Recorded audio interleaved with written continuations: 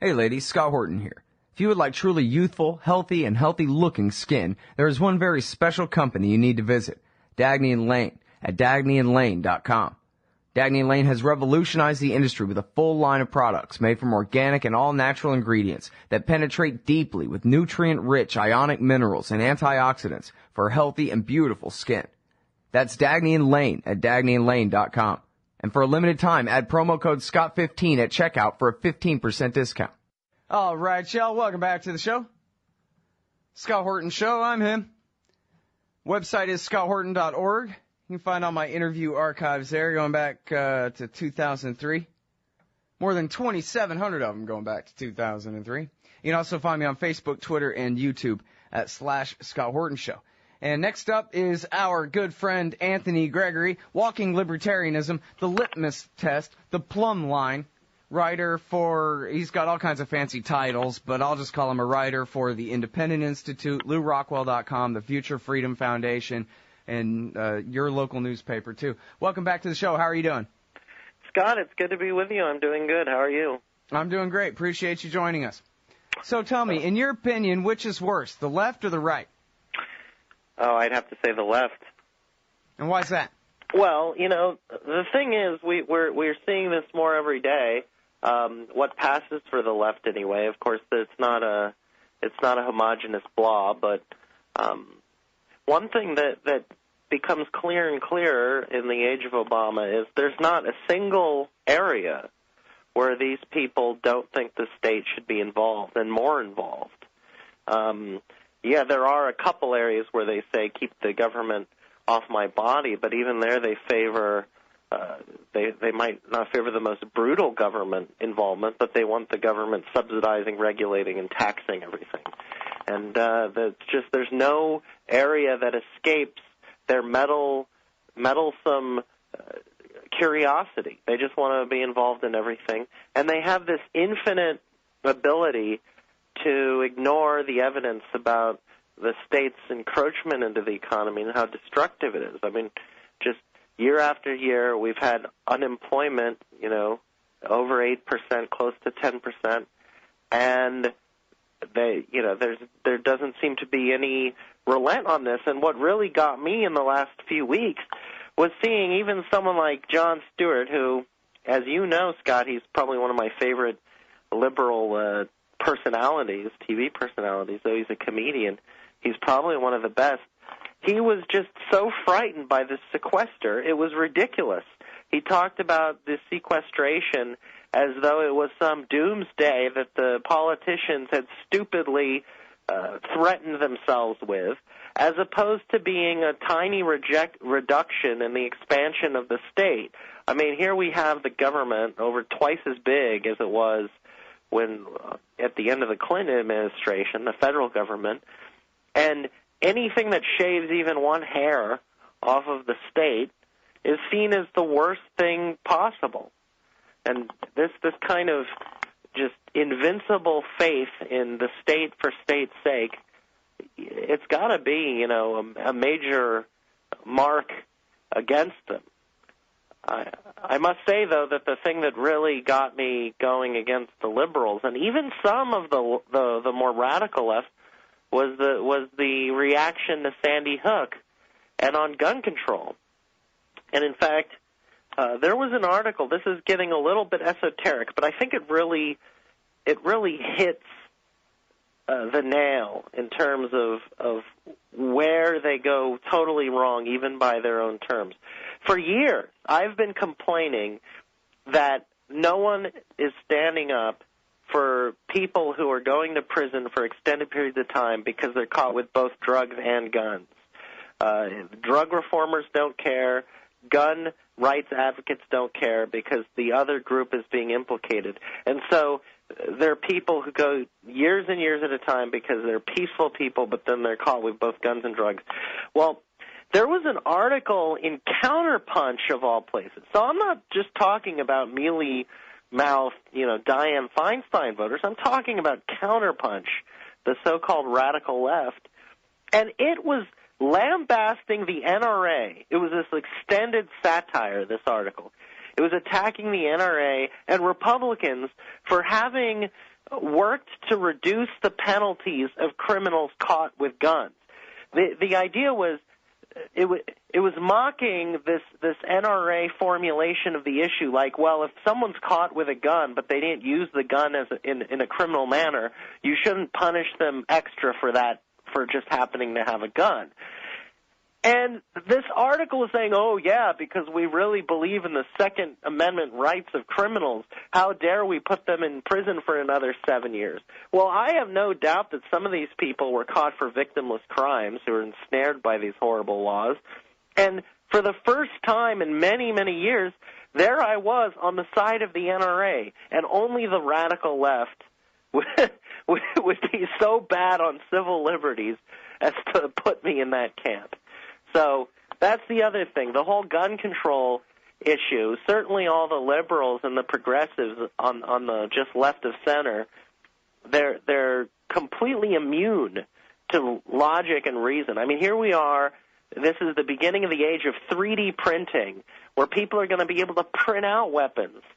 And they think that the future is one in which people aren't allowed to have guns themselves, but have to call the police. And the police, I guess, will be at every corner in order to come and rescue us when needed. So the gun control argument implicitly requires even more police presence.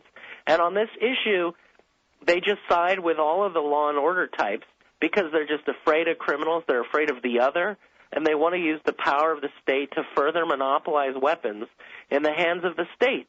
And aside from the futility of it, which just shows, by the way, that this is like a moral crusade for them. You could say, well, this won't work.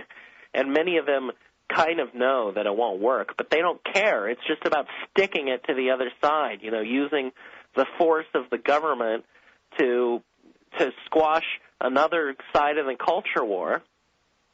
They're just so immune to that. But the other arguments that they invoke just show the moral depravity of their position, because they'll say, oh, yeah, the Second Amendment will really protect us from the government. If we actually ever rose up, they would just squash us all like bugs with all their military hardware, which I think flies in the face of experience in America's counterinsurgency wars. The U.S. hasn't really been able to defeat an insurgency in decades and decades. But it's also an admission about how the government regards us. The government is this apparatus of military force, and if we ever try to claim our rights, it would just wipe us out. And they still side with it.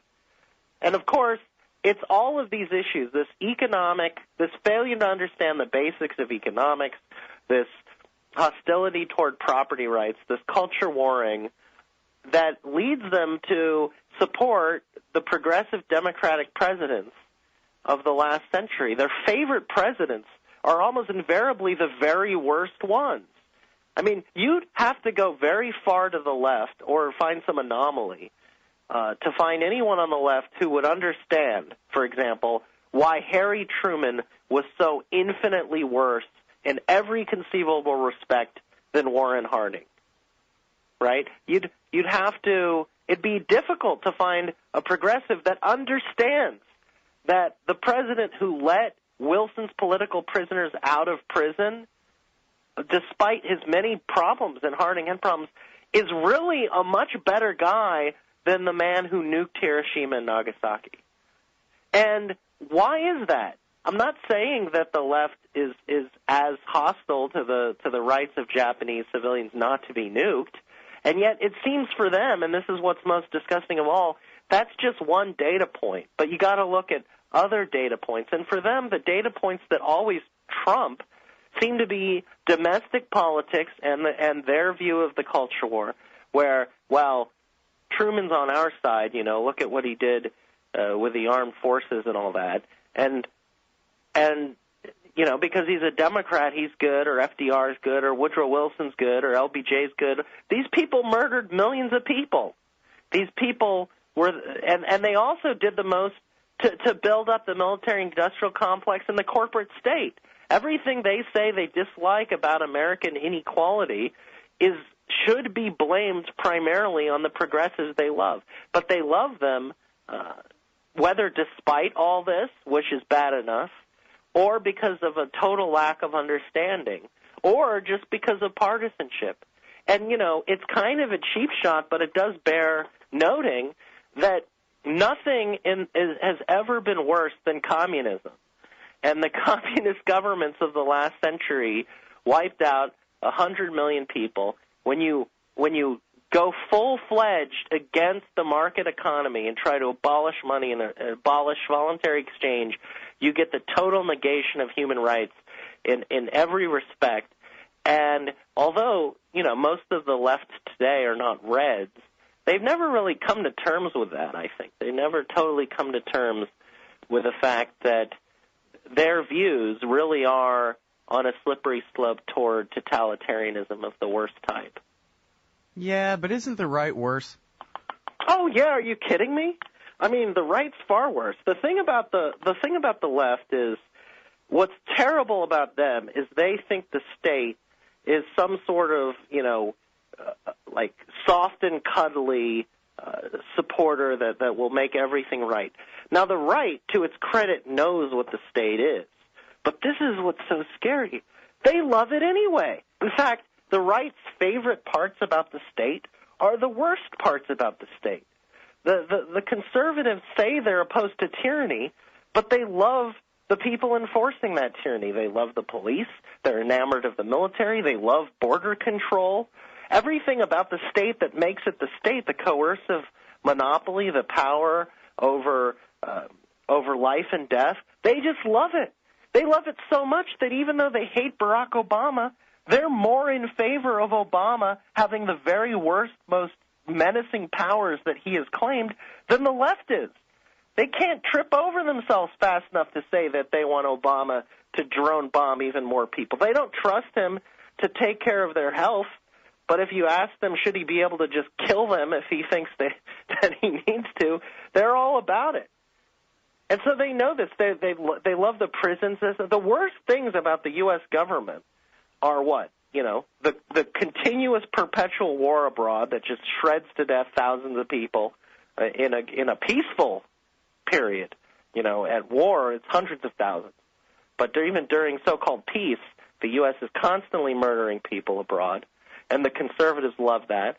And the prisons at home is probably the worst thing at home, or it's tied. Over 2 million souls locked up in these rape rooms, and conservatives love that. Then we have those militarized SWAT police running around, conducting 100 raids a day, killing 1 American a day. And the conservatives love that. They just love the death penalty. You can't trust the government unless it's killing people. And then to question it is the lowest form of unpatriotism in their eyes. And so when it comes to all of these issues, and of course I was talking about the culture war, but the conservatives are so, they just despise everything about the other side of the culture war as well, that they're willing to throw under the bus everything they claim to be a principle in order to prop that up. But really, I think what they love the most of all is the violence of the state, which they know. And they say they want to limit government, but they always want to limit it to the worst things it does, which is really the cracking of skulls, the executing of people, the throwing people into cages, the deporting people. This is the stuff that they want to limit government to, at best. And I would note that there's something although there's something really twisted about the left's conception of the state as something that should primarily be a service provider or primarily be a fair arbiter in the economy, the conservatives want the totality of the state to be weapons and war making. They don't like the butter as much. They just want the guns. They want to go back to what it used to be. Meanwhile, they say they love free markets, and the kernel of truth is I think they are at least marginally more hostile to the government taking over certain sectors, but they're not free marketers in any real sense. They tend to be protectionists, certainly for labor and also for goods. They believe in licensing. When they were attacking Obamacare, they had to contend with the fact that the individual mandate and a lot of the subsidies were Heritage Foundation and other conservative Republican ideas.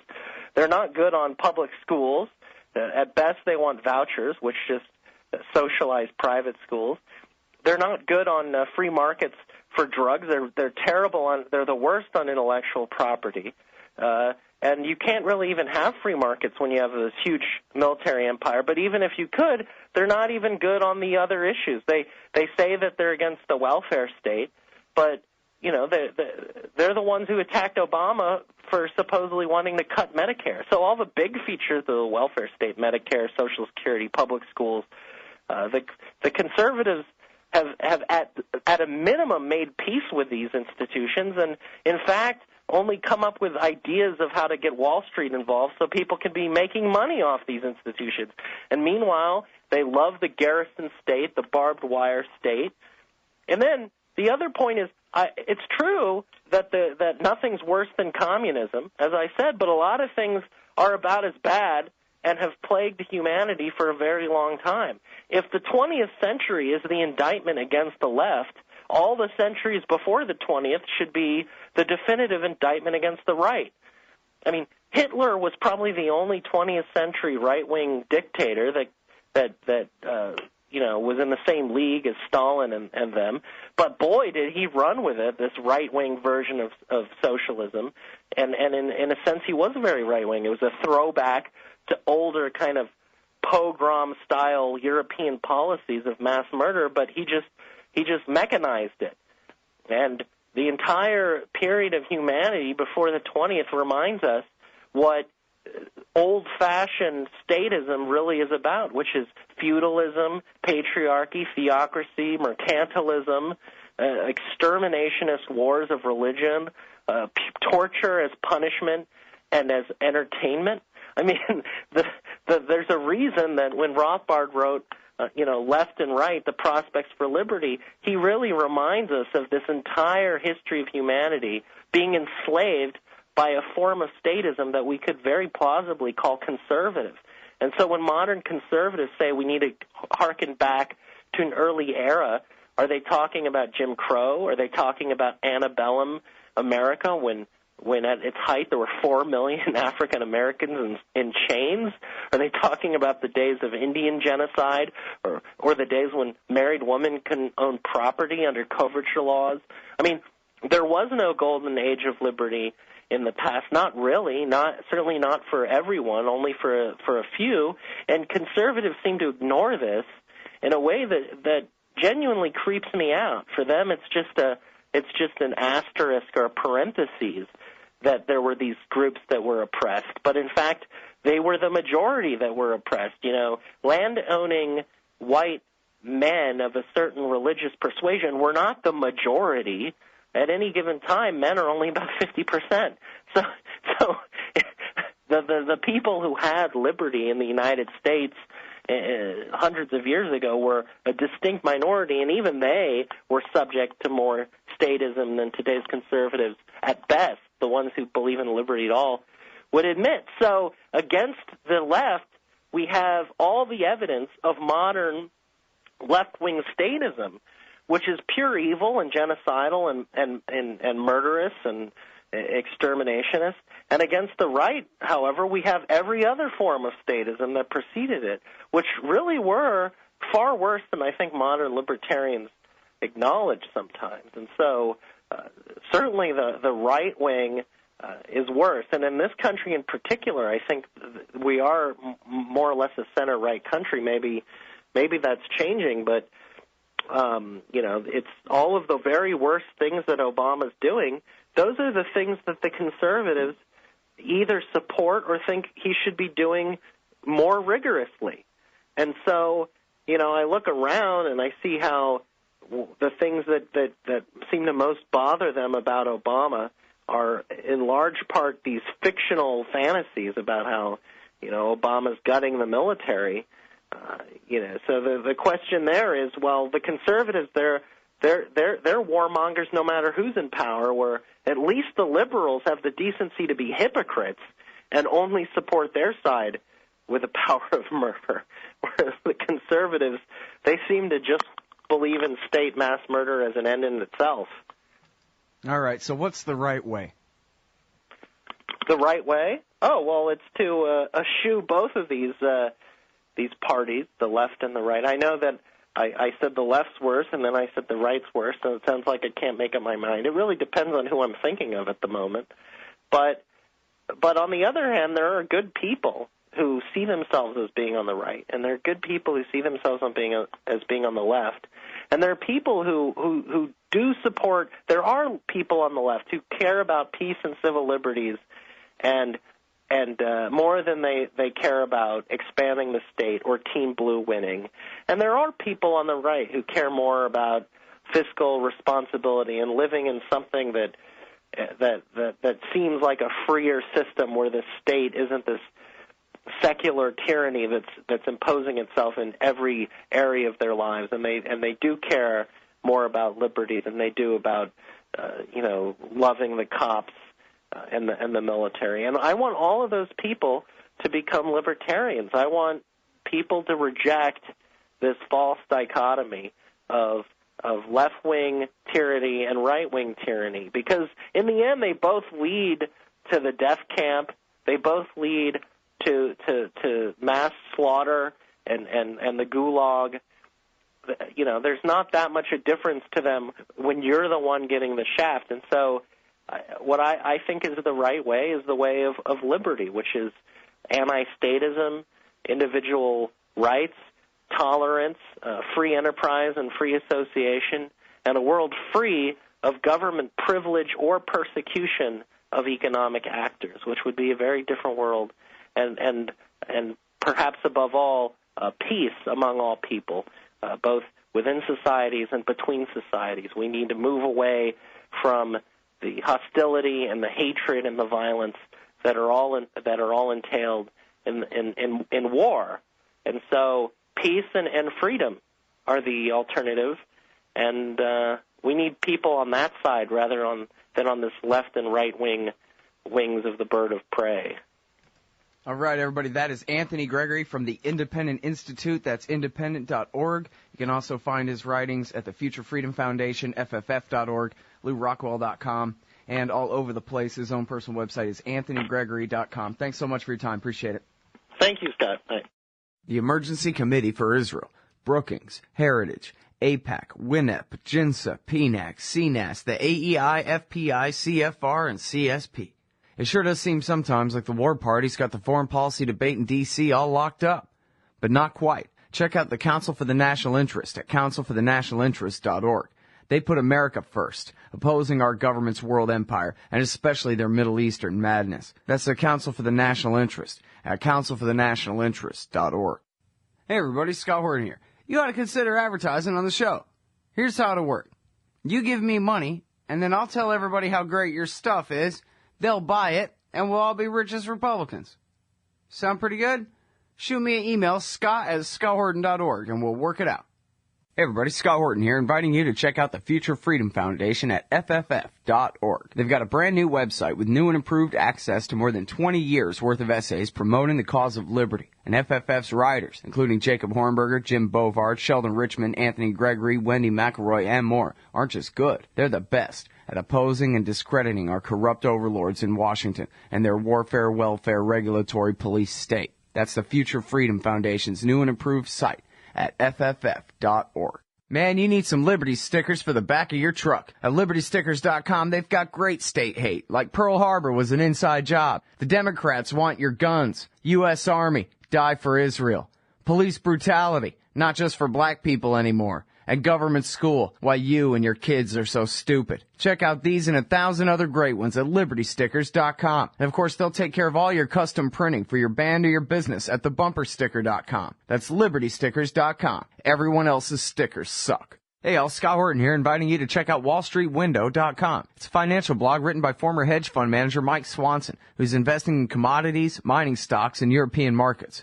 Wall Street Window is unique in that Mike shows people what he's really investing in and updates you when he buys or sells in his main account. Mike thinks his positions are going to go up because of all the money the Federal Reserve is printing to finance the deficit. See what happens at WallStreetWindow.com. And Mike's got a great new book coming out, so also keep your eye on writer MichaelSwanson.com for more details.